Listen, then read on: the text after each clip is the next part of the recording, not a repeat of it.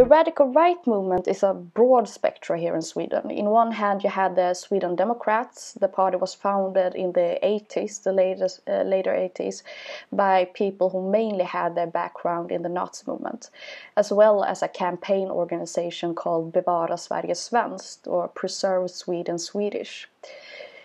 In the 70s and the 80s, this campaign organization was kind of the base for the radical right movement in Sweden. When Bevara Sverige Svenskt stopped being this broader movement of networks and activists and instead established a party, was when we first saw Sweden Democrats. And this radical right movement group, Bevara Sverige Svenskt, was split into mainly two fractions. In one hand, you had the party that wanted to organize voters and attracted both people that had their background in the Nazi movement, as well as people who mainly came from the populist right. And on the other hand, you had the more extreme Nazis who didn't believe in parliamentarism as a way to change. They were inspired by the Nazis in the US that had groups like the Order. They were radical and did a lot of terrorist acts like bombing up places into pieces and attacking civilians, mainly people on the left as well as minorities. And this fraction in Sweden that was inspired by the American Nazi movement later on established the group Vitt ariskt motstånd, or White Aryan Resistance.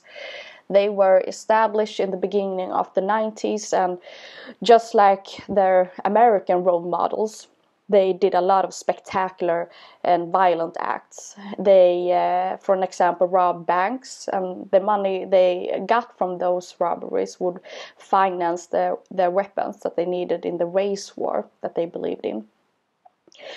But if we go back to the Sweden Democrats, they are today one of the largest forces in Swedish politics, and they have had a great impact on other parties as well as people. And if you look at how people and other parties that, like if you go back a decade, they saw Sweden Democrats as a racist party, and now many of them are opening up the doors for Sweden Democrats and want to cooperate with them.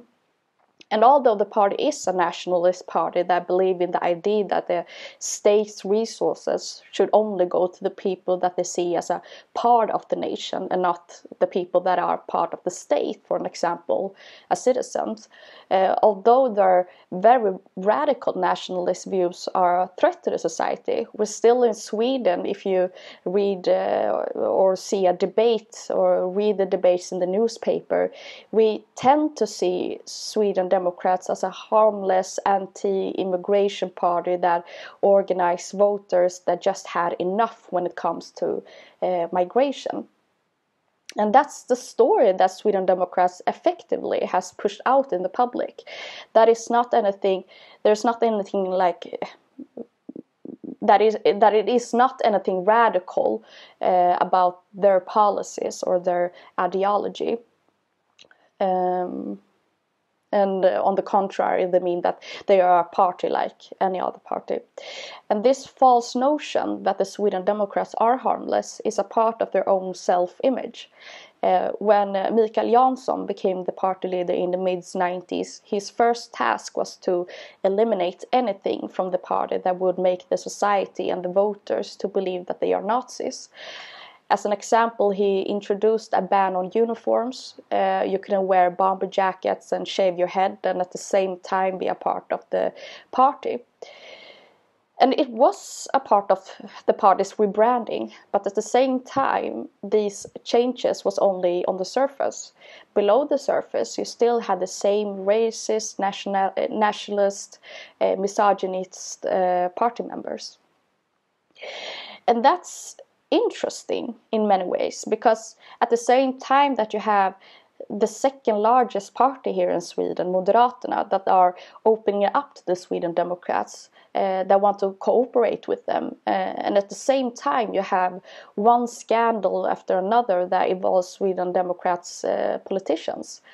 In September this year, one of their prominent politicians had to leave the party after the newspaper Expressen could reveal that he was in a chat forum where he called black people by the N-word and said things like Sieg Heil.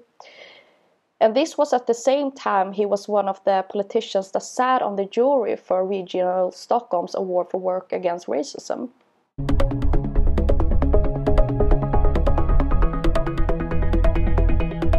When it comes to the impact that the Sweden Democrats have had on mainstream politics, you can see a lot of changes the last decade.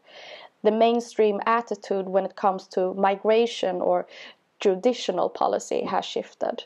Parties that only a couple of years ago stood up for people's right to seek asylum now has policies about closing the borders and chase the undocumented people and later throw them into prison-like custodies. And if you look at the judicial policies, we almost have a race between parties in Sweden about who is more pro-harsh punishment. We have slowly went from believing in young people's ability to change through a penalty reduction that young people who has been convicted for crime can get. And now parties want to abolish this policy as a result of more populist tendencies in Swedish politics. So in a lot of ways, the progress in Sweden reminds of the one in, for an example, Denmark, and what happened to the Social Democrats when the Danish People's Party became a force in Danish politics. As I said before, there are a lot of different groups in this radical nationalist landscape. They do have nationalism in common, but there is a big difference between the Sweden Democrats and the Northern Resistance movement. The later one is a militant Nazi organization that believes in revolution as a way to change society. They are maybe a couple of hundred people that are members or organized in this group. But nevertheless they are noticeable, especially in the local communities. And it has been a strategy from the Northern Resistance movement to take over a local community and with fear tactics leave an impression.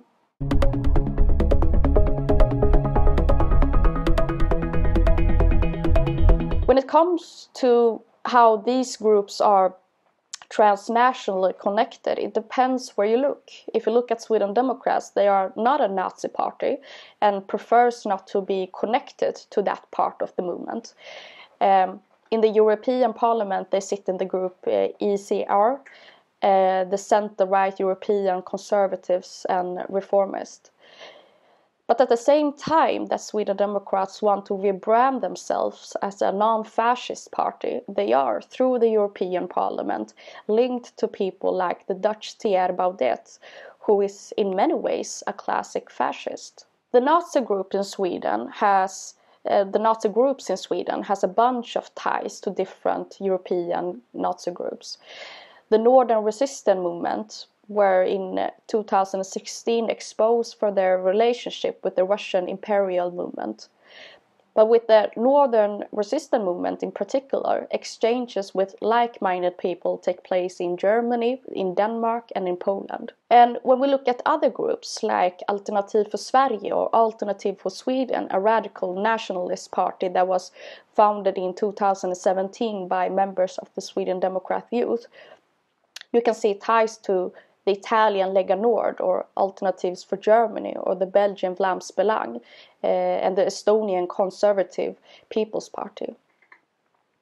So that was a bit about the ties in Sweden. Thank you.